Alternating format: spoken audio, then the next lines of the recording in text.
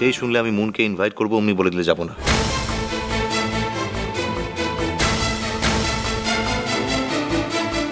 কেন, মুন যদি রূপুর গান শুনতে আসে তাহলে তোমার কি কম পড়বে? তার লেগে ভুলি লাইন মো আগো থেকে। থামো তুমি, মিথ্যাবাদী কোথাকার। শুধু মিথ্যাবাদী নয়, তুমি একটা প্যাথোলজিক্যাল লায়ার।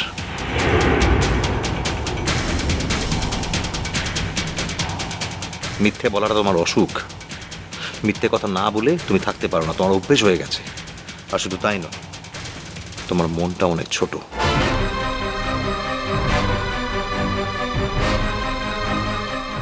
অর্চি, কি সব যাতা বলছিস? তুমি থামো জেঠিমণি, আমার কথার মাঝখানে কথা বলতে এসো না। যে বিষয়ে কোনো কথা জানো না সেখানে উপযাচক হয়ে মন্তব্য করতে এসো না।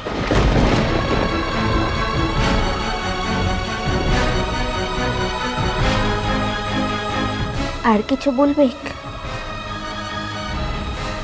মো মিথ্যেবাদী তো আনছে, ছোট মনের মানুষ তো আনছে। আর কিছু? আসলে তুমি এতদিনে অ্যাক্টিং করে গেছো, অভিনয় করে গেছো। আর নয়, এখন তোমার আসল স্বরূপটা বেরিয়ে পড়েছে। ঠিক আছে, তো মানে গুণে মানুষ তো আনছিস রে হচ্ছে বাবু।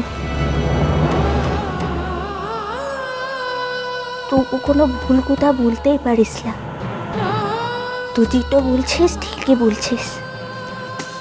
মুখে মুখে কথা বলছো কেন তুমি? বড্ড সাহস বেড়েছে না তোমার?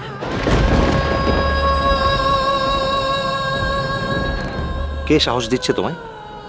তুমি কি ভাবছো আমি জানতে পারবো না? ভাইয়া, কি হচ্ছেটা কি? এবার কিন্তু তুমি মাত্রা ছাড়াচ্ছ। কিচ্ছু মাত্রা ছাড়াচ্ছি না শাসবা দিদি, তোমরা কিচ্ছু জানো না।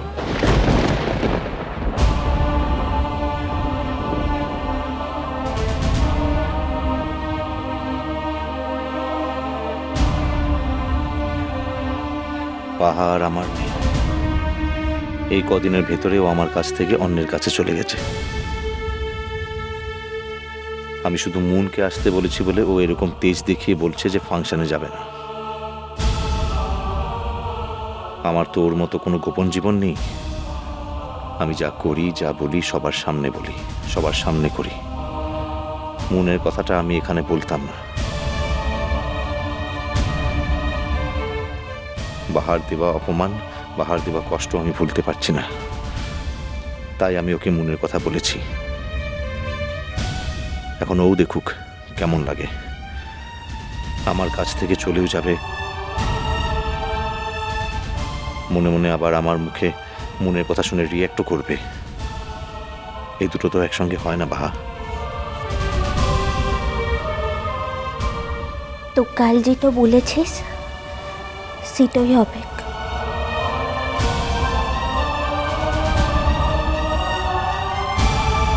তোর চিন্তা করার কিচ্ছু নাই রে হচ্ছে বাবু।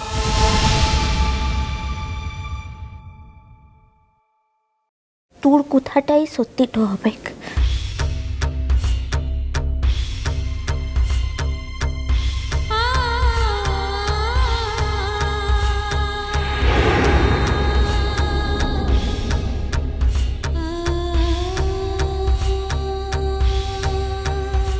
মু জানি মো কুকুর বিড়ালের মতো আনছি।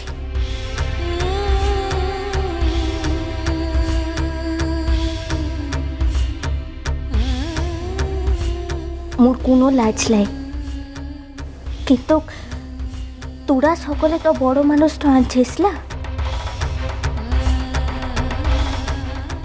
মু কুকুর বিড়ালের মতো আনছে বলে কি মুখে ইমন করেই দাঁড়াইতে হয়?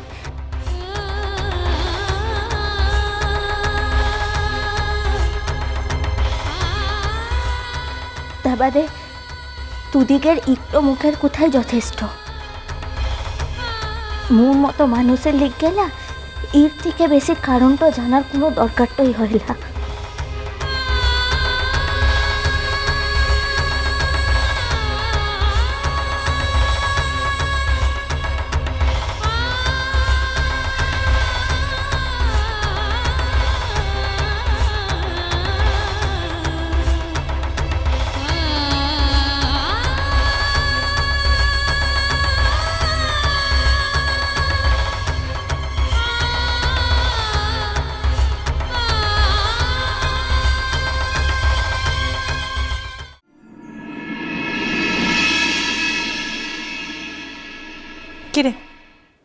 তুই যাবি না তো?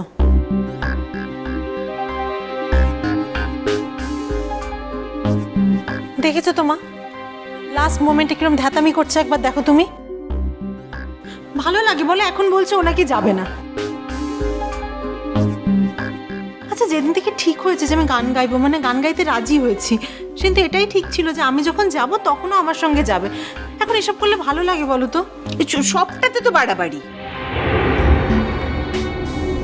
আচ্ছা, অর্চি রাগ করেছে, আমি বুঝলাম, সেদিন ও তোকে অনেক মন্দ মন্দ কথা বলেছে। তা ও তো এইরকমই, রাগলে কি ওর মাথার ঠিক থাকে সেটা তো তুই জানিস। তা বলে তুই রূপু দিদির গানের ফাংশনে যাবি না কেন বলছিস বলতো? তাছাড়া সেদিন রূপদিদির গানের স্কুলে যাওয়ার নাম করে কোথায় যে গিয়েছিলি তাও তো কিছু বললি না। অর্চি রাগ করা তো দোষের নয়। না মেচকামনি, সেদিন আমরা অন্য কোথাও যাইনি। আসলে গানের স্কুলে যেতে আমার ভালো লাগছিল না, সেই জন্যই আমরা বাড়ি ফিরে এসেছিলাম। ওই দেখো, দেখেছো দিদি ভাই, এই সহজ কথাটুকু ও মুখ থেকে বার করতে পারছিল না, আর এই কথার জন্যই এত অশান্তি। অর্চি এত বকাঝকা করলো ওকে, এত খারাপ খারাপ কথা বললো। কেন তুই তো পরিষ্কার করে বলে দিলেই পারতিস যে রূপু দিদি বেরিয়েছিলই গানের স্কুলে যাবে বলে, মাঝখান থেকে ওর ভালো লাগছিল না বলে ওখানে গেল না, বাড়ি চলে এলো। তাহলে তোদের ফিরতে ও তো দেরি কেন হয়েছিল রূপু?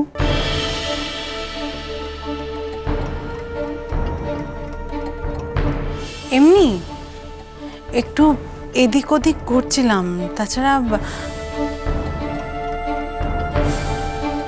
তাছাড়া রাস্তায় একজন চেনা লোকের সঙ্গে দেখা হয়ে গিয়েছিল, কথা বলছিলাম, তাই দেরি হয়ে গেছে।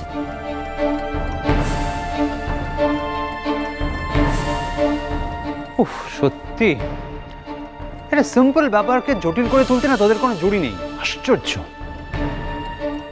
আসলে আমার মনে হয় অর্চির ভয়েই ও আগে থেকে কোনো কথা বলে উঠতে পারে না।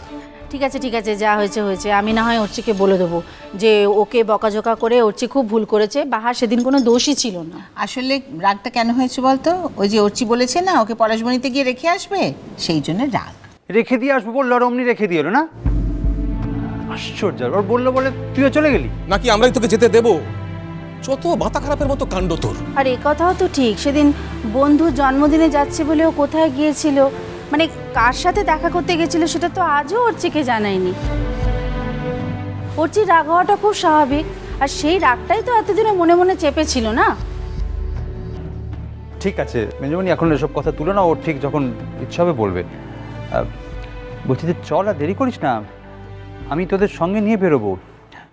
আমার বোন একটা এত বড় অনুষ্ঠানে গান গাইবে, আমি নিজের সঙ্গে করে নিয়ে যাবো, গ্রিন রুমে বসে গান শুনবো। চল, রেডি হয়ে নে, দেরি করিস না, চল।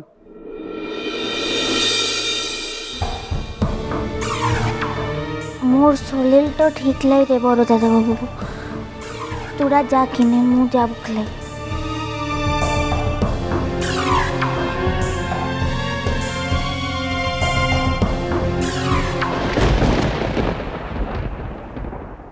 মঞ্চে আসছে রূপাঞ্জনা মুখোপাধ্যায়।